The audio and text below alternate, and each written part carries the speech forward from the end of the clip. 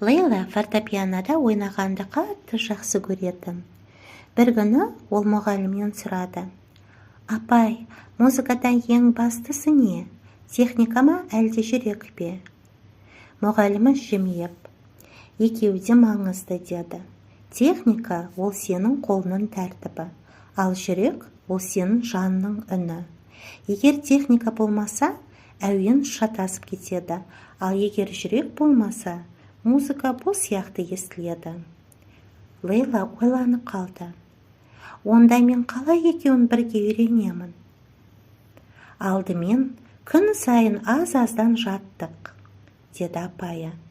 Қолын ноталарды өзі табатын болғанда, саған ойлау емес, сезіну оңайырақ болады. Сонда сенің саусақтарың техникамен, ал жүрегің эмоциямен сөйлейді. Сол күннен бастап, Лейла әр нотаға сүйіспеншілікпен қарады. Ол техникасын жетілдіріп, сонымен қатар әр әуенге кішкентай қуаныш қосты. Бір күні ойнағанда апай күлімдеп: «Енді сенің музыкаңда жүрек те, шеберлік те бар», деді.